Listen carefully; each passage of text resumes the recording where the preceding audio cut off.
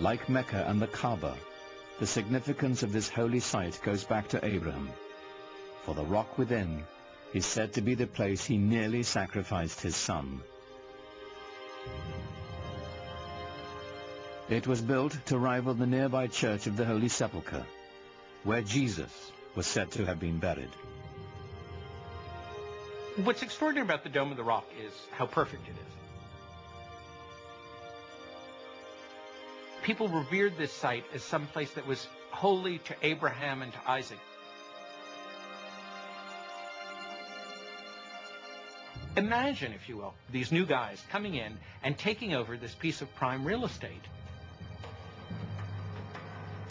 and building a new building for a new religion that sits on top of a mountain and sparkles and glitters in the sunlight for everyone to see. This is not something that a fly-by-night. This is something big and important.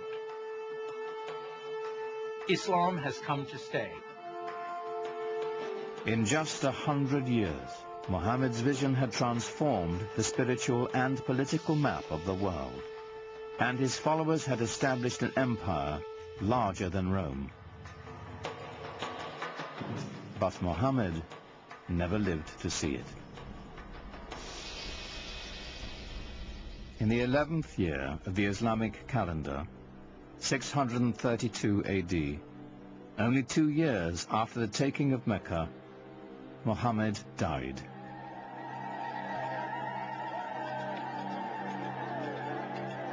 Medina fell into despair. For days, the city was consumed with sorrow and ceremony. He's known to have said that he wanted to be buried very simply, with no marker over his grave. He didn't want people to worship his grave. That would interfere with their worship of God. God had spoken to them only through Muhammad. Now that the Prophet had left them, perhaps God would as well. Muhammad's death set up a crisis in the young Islamic community. The question of succession was the first thing that really occupied people's concerns. At this point, there was a divergence of opinion as to how the community should go about choosing a new leader. According to the Shiites, the faction, the Shia of Ali, Muhammad had indeed designated Ali, his son-in-law and cousin, as his successor. The opinion that came to be the majority opinion, or the Sunni opinion, held that Muhammad had not appointed a successor during his life, but had said, after I'm gone, choose one from among your peers, from among the elders. And from the house there came out the man who would be his successor, Abu Bakr. And he addressed the people and said, if you worship Muhammad, know that he is dead. If you worship God, know that he lives forever. Here was the secret to Islam's strength and profound influence. The unifying power of one God, merciful and compassionate, the power of one people, bound by a common faith. Muhammad did not lead the conquest or create the empire to come. The transforming power of his message did.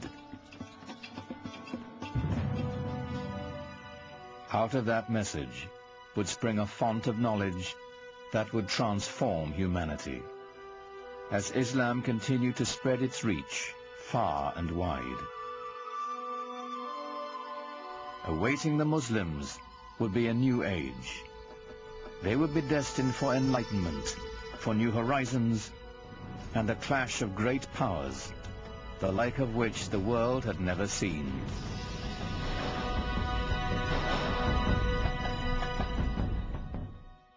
During the 7th and 8th centuries AD, a powerful new faith was about to change the world, the faith of Islam.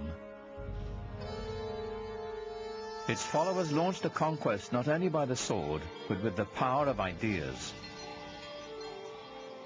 200 years after the death of Muhammad, his message and the new Arab empire were transforming 3 continents.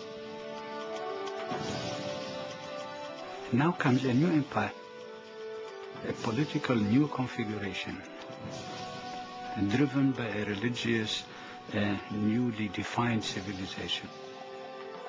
This new civilization expanding beyond its own dreams within a period of very short time. Literally, the largest empire civilization had ever known.